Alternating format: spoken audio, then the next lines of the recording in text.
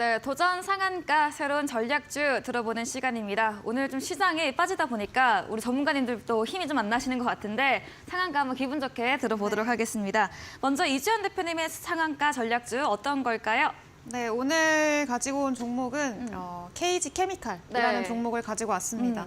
네, 일단은 제가 이전에 KG ETS라는 종목을 추천주로 가지고 왔던 기억이 나는데 네. 아마 이 전전 시즌인가 그랬을 거예요. 근데 이제 KG ETS 같은 경우에는 이전에 제시를 이 자리에서 제시를 해드렸던 기억이 납니다. 그래서 이 자리쯤 어디였던 걸로 기억이 나는데 그 이후에 이제 시장 9월 달에 시장에 급락장 맞으면서 같이 이탈을 했고요. 그리고 최근에 다시 회복을 해주면서 그때 매수를 하셨던 분들 대부분 다 지금 뭐 수익 중인 그 자리까지 올라왔다라고 보실 수가 있을 것 같아요. 그래서 최근에 뭐 ETS도 그렇고 KG 뭐 케미칼도 마찬가지고요. KG 스틸도 마찬가지고 최근에 한 번씩 그렇게 시세가 나와주는 그런 모습들을 좀 보였었고 네. KG 뭐 ETS는 뭐 계속해서 계단식으로 상승하는 그런 모습이었다면 KG 케미칼이나 KG 뭐 스틸 이런 종목들은 뭐 상한가나 아니면 갑자기 시세가 나오는 그런 모습을 몇 번 보여줬던 걸로 이제 보여집니다. 그래서 일단은 KG 케미칼 같은 경우에는 얼마 전에 이제 3월 7일이었죠. 지난주 화요일 날 상한가에 한번 도달을 했었고요.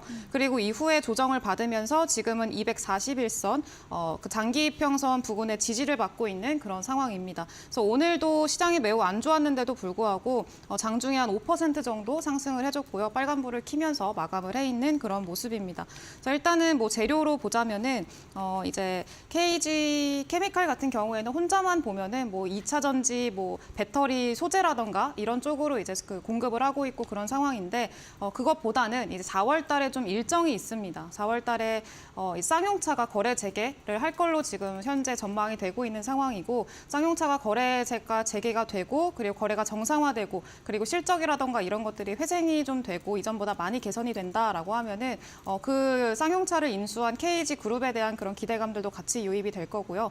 그리고 현재 이미 그런 기대감들로 인해서 KG ETS 같은 경우에는 계단식으로 계속 상승을 하고 있는 그런 모습입니다. 그래서 KG 케미칼 같은 경우에는 그 전에 지속적으로 바닥을 좀 몇 번 다지고 나서 이후에 상승을 쭉 했었고요. 상한가에 도달을 했고 강하게 장기 이평선 돌파를 하면서 쭉 올라와서 이제는 거기에 지지를 받고 있는 그런 모습까지 보여지고 있습니다. 그래서 일정이 일단은 한 달 정도 가량밖에 남지 않은 만큼 그 모멘텀을 좀 기대를 해볼 수가 있을 것 같고요.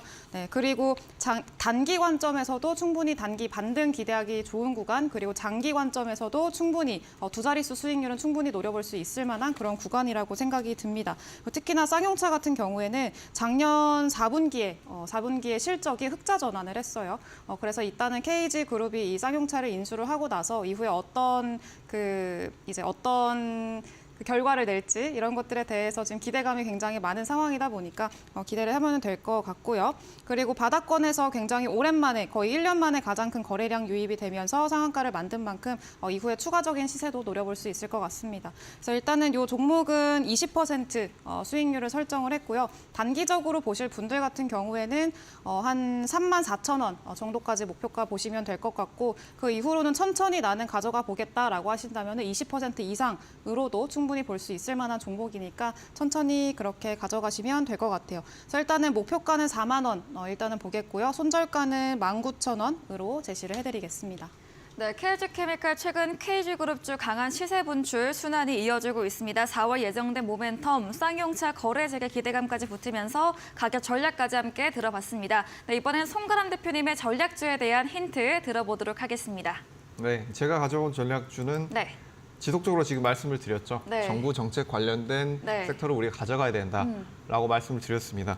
뭐 이런 정부 정책주들 중에서도 제가 최근에 몇 가지를 말씀을 드렸는데 이 첫 번째 같은 경우에는 뭐 원격 의료 그리고 그 외에 또 네.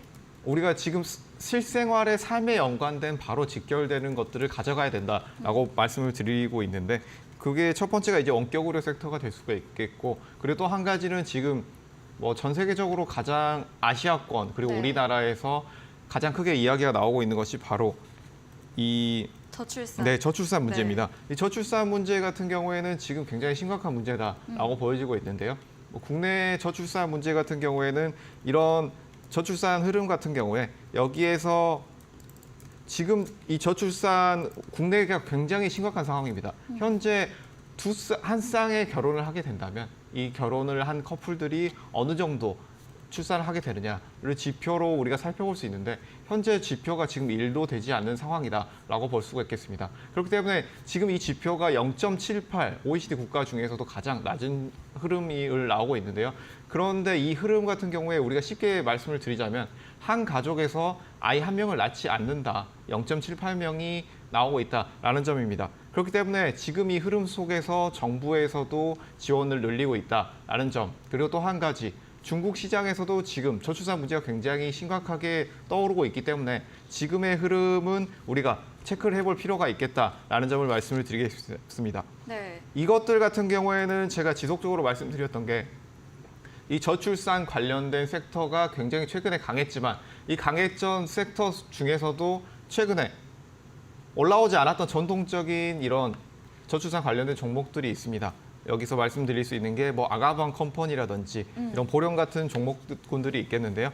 이런 종목군들은 제가 말씀드린 이후에 다시 계단식으로 굉장히 크게 많이 올라왔습니다. 그렇지만 여기에서 많이 눌렸기 때문에 지금 눌린 상황에서는 이 저출산 테마에서 이전에 가장 강했던 그런 종목군을 우리가 지금은 가져갈 만하다라고 네. 보여집니다. 그렇기 때문에 이런 종목군을 오늘 제가 진행하는 무료 방송에서 함께 보실 수가 있기 때문에 이런 네. 것들을 오셔서 함께 보시게 된다면 좋은 정보를 많이 가져가실 수 있을 것으로 보고 있습니다.